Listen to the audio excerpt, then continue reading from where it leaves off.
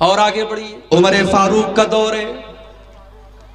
रात में जब सारी दुनिया अपने बिस्तर पे सो रही है, अमीरुल मोमिनीन रातों में उठ करके अपने मदीना के घर घर का चक्कर लगा रहे हैं, कहीं कोई बच्चा भूखा तो नहीं है, कहीं ऐसा तो नहीं कि किसी घर में अनाज की कमी है, कहीं ऐसा तो नहीं कि किसी घर में फाका हो रहा है। सारी दुनिया आराम से सो रही है और अमीरुल मोमिनीन हजरत उमर फारूक मदीना का गश्त लगा रहे हैं, मदीना का चक्कर लगा रहे हैं। एक दिन गश्त कर रहे थे, अचानक एक मकान से आवाज, माँ और बेटी में बातचीत हो रही है।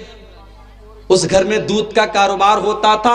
माँ अपनी बेटी से कह रही है कि बेटी जल्दी से उठ करके दूध में पानी मिला दे, सुबह हमको दूध बेचने जाना है। बेटी कहती अम्मी जान आपने सुना नहीं, अमीरुल मोमिनीन हजरत उमर फारूक का ऑर्डिनेंस आया है, उनका कानून आया है, उनकी तरफ से ये ऐलान आया है कि दूध में पानी मिलाना जुर्म है, अपराध है और इसकी सजा मिलेगी। माँ ने कहा बेटा रात का सन्नाटा है, उमर अपने घर में आराम से लेटा होगा, तो क्या उमर की बात कर रही है, जल्दी से उठ के दूध में पानी मिला दे, बहस मत कर, सुबह हमको दूध बेचने जाना है। मां ने ये जवाब दिया। बेटी कहती अम्मी जान आपने बिल्कुल सही कहा, हजरत उमर फारूक तो अपने घर में आराम से सो रहे होंगे। अय अम्मी जान मुझे बस एक सवाल का जवाब दे दीजिए, अगर उमर हमको नहीं देख पा रहे हैं, फरब्बु उमर यराना, उमर का रब तो हमको देख रहा है, उमर नहीं देख रहा है, उमर का रब तो देख रहा है। अम्मी जान कल अल्लाह की बारगाह में जब अल्लाह हमसे पूछेगा और आपसे पूछेगा कि तू मेरे बंदों को शुद्ध और असली दूध के नाम पर मिलावटी दूध बेचती थी, अम्मी जान हम क्या जवाब देंगे? अम्मी जान ये काम आप मुझसे मत करवाइए, अगर उमर नहीं देख रहा है तो उमर का रब हमको देख रहा है। मां खामोश हो गई, मां चुप हो गई। हजरत उमर ने मकान का नंबर नोट कर लिया, मकान का नंबर नोट कर लिया, मकान का लोकेशन नोट कर लिया।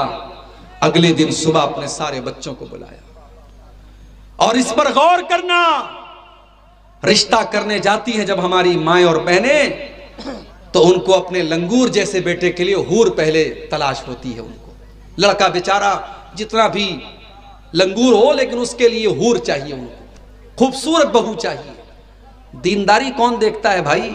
कितनी गरीब बेटियां हैं बेचारी जो आलिमा हैं, दीनदार हैं, इज्जतदार घराने की हैं, मगर उनके बाप के पास अपने दामाद को देने के लिए 2 लाख 3 लाख कैश नहीं है, 4 व्हीलर और 2 व्हीलर देने की ताकत नहीं है। गरीब बाप की बेटियां आज जवानी की दहलीज को पार कर रही हैं। क्यों? क्योंकि हम जब रिश्ता देखने जाते हैं और रिश्ता करने जाते हैं तो हमारी नजर पहले दौलत पर होती है, खूबसूरती पर होती है।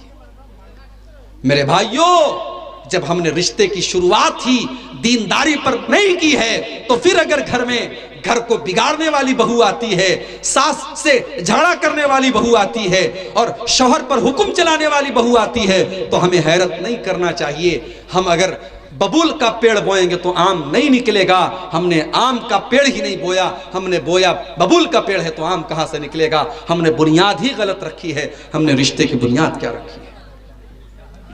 हजरत उमर फारूक अपने घर में अपने बच्चों को बुलाते हैं। मेरे बच्चों, मैं कल रात में एक लड़की की आवाज सुन के आया हूं, मुझको नहीं पता कि वो लड़की खूबसूरत है कि नहीं है, मुझको ये भी नहीं पता उस लड़की का खानदान कैसा है, मुझको ये भी नहीं पता कि उस लड़की की तालीम कितनी, वो कितनी पढ़ी लिखी है, मगर मुझे इतना जरूर पता है कि वो लड़की दीनदार है, वो अल्लाह से डरने वाली और अल्लाह से खौफ खाने वाली और अल्लाह का खौफ उसके दिल में है। मेरे बच्चों, मैं उस लड़की से मिलकर उस लड़की की आवाज सुन करके आया हूं जो अपनी माँ से कहती है कि अगर उमर नहीं देख रहा है तो उमर का रब हमको देख रहा है और मैं उस लड़की को अपने घर की बहू बनाना चाहता हूं। अब तुम बताओ तुम्हें कौन उससे शादी करेगा? आज के दौर के लड़के होते तो कहते कि अच्छा आपने अब बस आवाज सुन ली और हम शादी कर लें, इतना आसान काम समझ रखा है आपने। आजकल तो माशाल्लाह शादी के पहले जब तक रात भर बात ना हो तब तक शादी नहीं होती।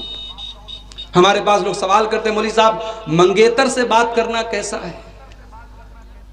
अब मोबाइल सबके पास आ गया भाई, यहाँ तो रिश्ता लगता है, लोग फौरन मोबाइल नंबर मांग लेते हैं लड़की का, बातचीत शुरू कर देते हैं। और कुछ तो इस हद तक चले जाते हैं कि अल्लाह माफ करे, वो ये समझते हैं बस मंगनी हो गई, रिश्ता लग गया, अब मुझे सारे अधिकार हासिल हो गए।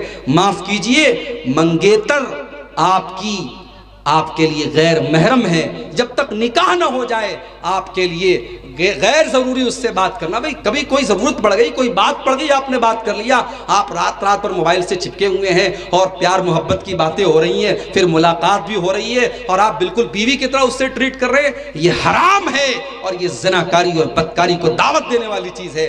माफ कीजिए मेरे भाई, मंगनी कर देने से वो लड़की आपके लिए जायज नहीं हो जाती। जब तक निकाह ना हो जाए तब तक वो आपके लिए जायज नहीं।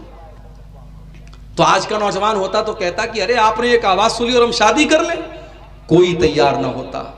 मगर हजरत उमर के बेटे हजरत आसिम ने कहा, अरे अब्बा जान, अगर आपने देखा है कि वो लड़की दीनदार है, शक्ल सूरत से और उसके खानदान से और उसकी दौलत से मुझे कोई मतलब नहीं, अगर वाकई में वो दीनदार है और ईमान वाली है और तकवा वाली है तो अब्बा जान मैं उससे निकाह करने के लिए तैयार हूं। और हजरत उमर की बहू बनकर के वो औरत आती है। और मेरे भाइयों, जब घर में दीनदार औरत आती है तब घर को चार चांद लग जाते हैं। वो औरत हजरत उमर की बहू बनती है और फिर उसी औरत की नस्ल से आगे चल करके अल्लाह का एक नेक बंदा पैदा होता है जिसे दुनिया उमर बिन अब्दुल अजीज कहती है। और हजरत उमर फारूक का उनका दूसरा रूप दुनिया कहती है कि दूसरा उमर दुनिया को अगर मिला तो उमर बिन अब्दुल अजीज की शक्ल में मिला।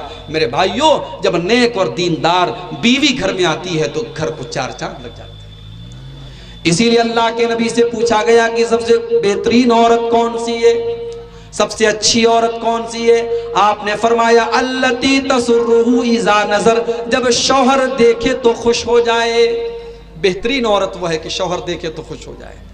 यहां तो बीवी जलसे में जा रही है तो पूरी बन सवर के जा रही है, शादी में जा रही है तो बिल्कुल नई वाली साड़ी निकाल करके और पूरा मेकअप कर करके और 1 घंटा आईने के सामने बिल्कुल अपने चेहरे पर दुनिया भर के मटेरियल लगा करके। और बाज औरतें तो इतना अपना रंग बदल लेती हैं कि उनके मोबाइल का फेस लॉक जो होता है वो मोबाइल बेचारा उनको नहीं पहचानता कि कौन आ गई।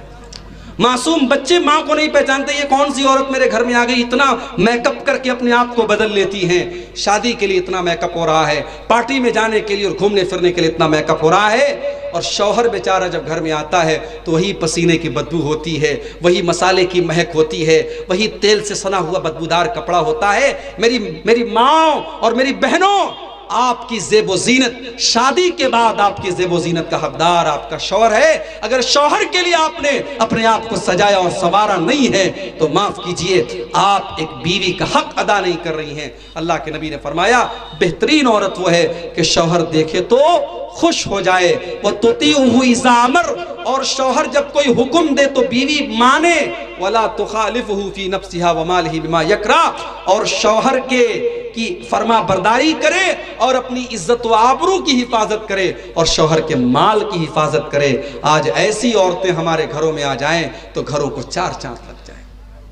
आज जानते हो लोग इन्वेस्टमेंट करते हैं औलाद के लिए, पैसा है ना, लोगों के पास दौलत है।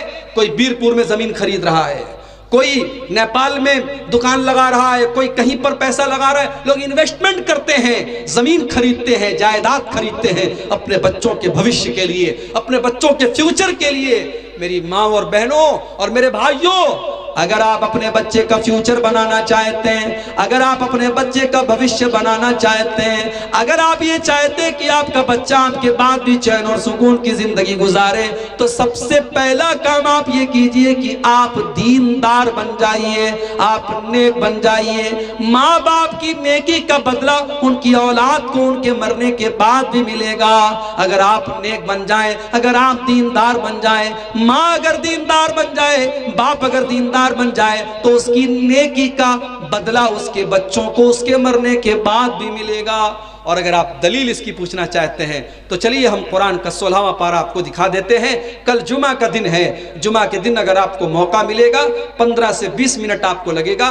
कुरान मजीद के 15वें पारे में और 16वें पारे में एक सूरत है, सूरतुल कहफ। अल्लाह के नबी ने फरमाया कि जो जुमा के दिन इसकी तिलावत करता है, अगले जुमा तक अल्लाह ताला की तरफ से उसको एक रोशनी, एक नूर, एक लाइट अता की जाती है। यानी आपकी जिंदगी में बरकत वाली रोशनी आएगी। 15 से 20 मिनट लगेगा। आप सूरह कहफ की तिलावत जरूर करें।